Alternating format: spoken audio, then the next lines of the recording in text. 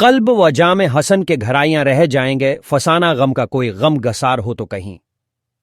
مختصر ترین سوالات: حسن نعیم کے پیدائش کہاں ہوئے؟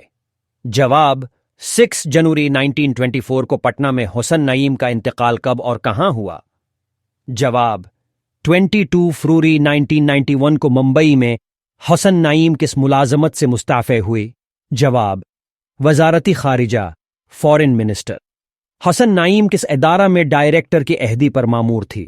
جواب: غالب انسٹی ٹیوٹ دہلی۔ حسن نعیم کا اصل نام کیا تھا؟ جواب: سید حسن نعیم کس خاندان کے فرد تھے؟ جواب: ذی وقار حسن نعیم کی حوصلہ افزائی کن بزرگ شاعرانے کی؟ جواب: بسمل عظیم آبادی جمیل مظہری۔ معین احسن خزبی حسن نعیم کن شاعراں سے خاص طور پر متاثر ہوئے؟ جواب: مومن اور غالب۔ مختصر سوالات: حسن نعیم کی غزل گوئی کی خصوصیات مختصر بیان کیجائے۔ جواب: حسن نعیم کی غزلوں سے پتہ چلتا ہے کہ وہ مومن اور غالب سے بھی متاثر ہوئی تھی، لیکن وہ تقلید پسند نہیں تھے، اس لیے انہوں نے اپنی راہ سب سے الگ نکالی۔ وہ نئی غزل کے ایسے شاعر تھے جو جدیدیت کی رسم سے واقف تھے۔